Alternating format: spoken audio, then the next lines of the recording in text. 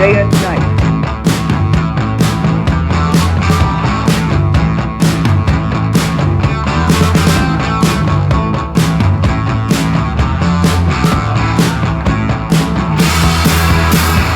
Chase your tail light. I'll be under your skin, letting you go for a while. Then I'm taking you in.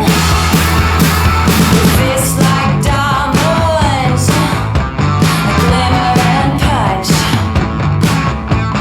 Shiny predator with a golden gun. Space age girl machine. Space age girl machine. Space age girl machine. Space age girl machine. Space age girl machine.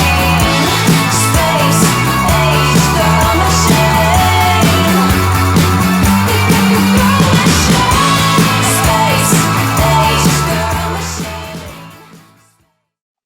Thanks for coming back to the channel, guys. I'm your host, Danny Sansasi, licensed cosmetologist and registered super nerd.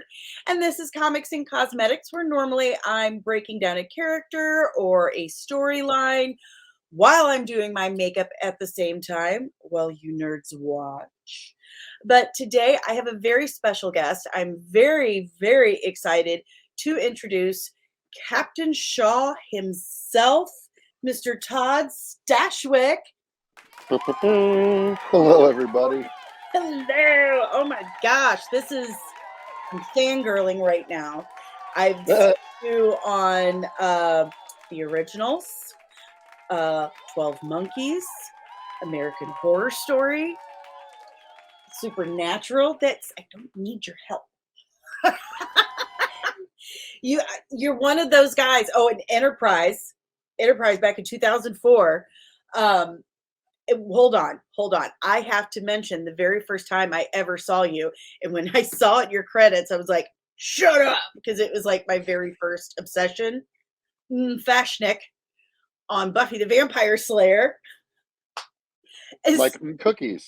Yes. As soon as I read the name, I was like, cookies.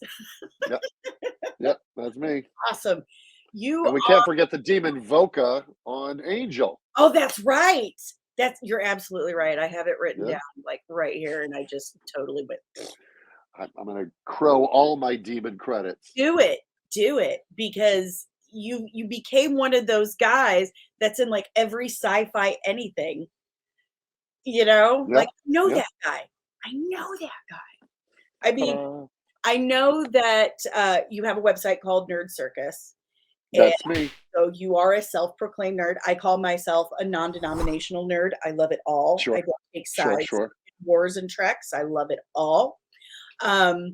Were you a Trek fan before you were on Enterprise and before Picard? Like, yes, sir. Here's my toys. Yeah. I mean, I would say I was a Trek fan before I was any other kind of fan. Like in '74, I'm an older person, and in '74 I got my first Trek action figures and Planet of the Apes, and so those were like literally the years that I was figuring out that I was a nerd boy. I had this little phaser disc shooter that had Spock on the thing. Yeah, I mean, I was that kid from the '70s forward, and of course, 77. The world shattered with a Death Star, and everything became about Star Wars. So yeah, I mean, Star Trek, Star Wars, it's always been part of my personal legend as far as forming who I am, and probably sowing the seeds of acting for me by pretending to be a captain at 6 years old forward. I can 100% relate to that. Star Trek was my first serious fandom. My brother and I, he's been gone 10 years, actually. Sorry. Yeah, me too. He was super nerd, man. He was the coolest guy ever. In fact, I have his Defiant Christmas ornament that stays very close to me. Very sweet. But my cousin, who's no longer with us, is the one who gave me my original Kirk Spock and McCoy action figures. So I get it. It runs deep in family. I have to say, when we were kids, that was a lot of bonding with us, was watching Trek with our dad and stuff. It was Sure. we actually poured over all the blueprints for the Enterprise, That's fun. the Next Generation Enterprise, trying to find a bathroom. We found one, and it was in Riker's quarters. So we came to this conclusion that possibly everyone had their buttholes removed after the eugenics wars. But it was our thing. And when I watched the first episode of Picard, I watched it here in my studio by myself, and I was talking out loud to him the whole time.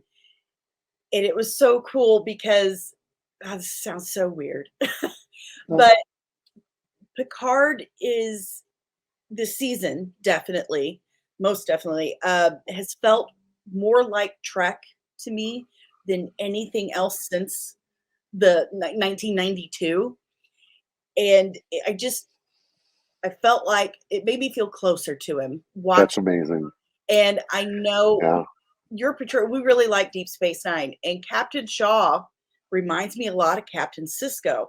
You've got that, that temper you're not afraid to show, that little bit of gruffness. He's very much a dad to me. Shaw is very much a dad. He's tired of everyone's shit, and every time he gets to sit down, someone's at the door. No, not now. Like, I relate to that. Don't come. Yeah, don't come. Fine. God, what do you want? Officially, no. Unofficially, no. Yeah. You're so good at playing this humanized asshole. This guy who's got this rough shell, but you're just nougat on the inside. That performance you gave, that monologue in the last episode. Oh my gosh, you acted your ass off in that scene. That was absolutely fantastic. Make sure it's still there. I mean, I don't even have words. You brought back a classic Trek tale, one of the greatest sci-fi villains of all time, the Borg, one of the most legendary story arcs in Next Generation history, and your character got tied in with that, but you could really feel what you were feeling, even though admittingly Shaw was a little numb because of the painkillers that Crusher was liberal with. Yeah, I mean, I think that's what sort of loosened his tongue a bit and allowed him to, the whiskey was talking, as they say. Yeah. It's he's a great character, and all of that came from the page. They served up such a meal for me to devour. And I was fortunate to have the episodes of Best of Both Worlds, Part 1 and 2, to have as a reference point, to know that one of those ships somewhere is this dipshit. And so from Chicago, Grease Monkey. That's right. That's right. And I am from Chicago, so it was not a stretch. It's such a fun. Well, it's an honor to have a character in this universe alone, and then to plus that with being tethered to this legacy show. And then for me, I grew up before even Next Gen. I grew up watching the original series, and then all of the Nicholas Meyer films, Wrath of Khan and Undiscovered Country, and all of that vibe. And so what I think is great about this season is, for me, it's also all of those nostalgia buttons, as well as new. And there's new characters, and there's new stories, and we're learning new things and uncovering new truths about stuff that we've lived with for decades as well. And so I think it's a very special season to be a part of, and it's such a humbling honor to be invited to that party. As Trek fans, we're not exactly very welcoming to brand new characters and stuff, but Shaw already has this rabid fan base. I mean, I'm tagging you on Twitter all the time with all these new pictures people are drawing, and I've signed the petition Crazy. for Shaw to get his own show. I mean, this Right? should happen.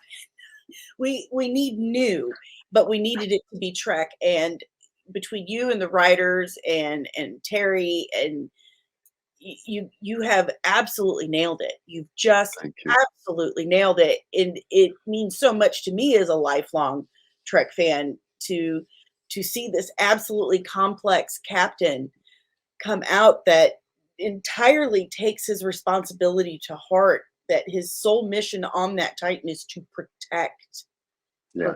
protect his people, and And it's the one positive thing that comes out of all that trauma, right? I mean, the yeah, character is forged in the fires of adversity, and this becomes this man's credo is, I will serve in Starfleet, and one of the reasons I will serve is so that this stuff hopefully never happens again. And he blames those guys for their reckless behavior initially, which put them in harm's way in front of the Borg in the first place. So it's not just that he was Locutus, it's that he saw them as space cowboys. He right. wasn't there. He doesn't know the actual circumstances to which they get pulled into these things, but he knows what the reports look like. And it looks like to him, they were just reckless, and that's what put them in the situation, and that's what caused the downfall of the Constants. And so he holds them accountable for all of that. Yeah, So good. it's a Like, lot. It's a lot. it is, and as this, Trek nerd, you grew up loving this stuff. What was that like to step on set with Jonathan Frakes and Patrick Stewart and Gates McFadden? I mean, did you Well, it's what's really interesting is it's always context, isn't it? yeah, It's one thing for me because I've been to conventions and I'm clearly a fan of genre entertainment. Um, but the context is often important to which you end up engaging in these interactions. Meaning, if I was at a convention and I was approaching somebody from one of these franchises, I would probably be like, "Oh, I'm a fanboy," right? mm, But because you're being introduced to them as a colleague and as the playing field that you're both standing on, and you're both there to do a job. And I had worked with Jonathan as a director in the past as well, and so. Uh, and Terry, obviously, I worked for 4 seasons on 12 Monkeys with. So it was a very warm room that I walked into. Now, was it exciting to add to the canon? Yes. Was it a thrill to work with Sir Patrick Stewart because he's an acclaimed British actor from he's Professor X, he's Excalibur, he's Dune, he's all of these things that I grew up with. And so that was a thrill, but then to meet the man who is just another artist who wants to make good work, mhm, and have Jonathan there, who we're cut from the same cloth. We're both swaggering knuckleheads who want to make jokes the whole day. And Jerry and I are the same age. She went to school in Chicago. It's like it was immediate. It was not intimidating in the way that you would think it would be, as opposed to me approaching. I'm going to close with a quick story before I jump, and this is an example of that. And did and, I, have, and like, you can grab series of yes or you no got real quick too. Like, Yeah, you got real quick questions. Yeah. So, one point, just to give you a context, I was shooting a film with Ewan McGregor in New Mexico, and Ewan and I were colleagues on the same set. It was a western, and we wanted to go shopping, kill time on a day off. We went shopping, and he's in the trying on western clothes, and I'm just walking around the shop, and around the corner comes Katie Sackhoff in the room, and I'm a huge Battlestar fan, and now I'm suddenly like I'm a fanboy, and yeah. I don't know what to like. I don't know what to like. I want to talk to her, but I don't know her, and that's weird. And I'm a fan of Battlestar Galactica. In my brain, I'm going, Obi-Wan, we have to go because Starbucks here. Like, I'm not intimidated by working with Ewan because he's my colleague, and the Mhm. context to which I'm working with him is different than the context to which I'm now running into Katie Sackhoff. That's And funny. I've never met her in real life after that or before that, and we haven't worked together. So I'd still be like, if I met her on set, I'd be like, oh, here's a funny story. We Yeah, met in San Francisco, in Santa Fe, and it was all copacetic. Like, you know what I mean? So it's a lot of it is context, and of course it's an honor, and of course it's thrilling, and of course I have to sort of put the 6-year-old me to the side Mhm. and be the 50-something actor that I am, and enjoy the ride. So okay, that's my little story, and let's do some quick questions Okay. before I. So I'm just going to ask you a couple of yes or no questions. Please answer as Shaw would. Feel free to give us the Shaw stare. You're in a safe place, so go for it. Okay. Have you ever set foot on Mars? As Shaw? Yeah, you're Shaw, Yes. but no, you're doing it wrong, Todd. I know you want me to keep saying no, but Yeah. I'm thinking of Shaw's backstory. Of course, he's been on Mars. Okay, so we'll move on. Would you ever trust a Ferengi with your wallet? No, Was Captain Kirk the first captain of the Enterprise? no, and I actually fought the first captain of the Enterprise Oh, no. as And Talek. finally, have the Cubs won more World Series than the Cardinals? No, yes, I don't know. I don't have a sports kid. Unfortunately, we know this. That was We it. I just wanted to we get went over this. What? that was it. I just wanted to get you to say no a whole bunch. I did, right? I did it enough. But asking a spaceman if he's been on Mars, come on. I know. Mars is like a 7-Eleven. Yeah, I mean, that's like, you know, it's on your way out of Dodge. You're hitting Mars. yeah, true story. True story. Yeah, You stop there to get gas, to lithium crystals. 100%. Yeah. Well, Todd, thank you so much for hanging out with Thanks, me Danny. today. I know you got to go. What a fun day. I appreciate you taking a few minutes of your time for me. So Absolute treat. thank you so much. You have an awesome day. Thank you again. I'm doing the thing. Yeah. Woohoo! Peace and And long then I'll life. go, bam. All right. Take care. Bye. Bye, Danny.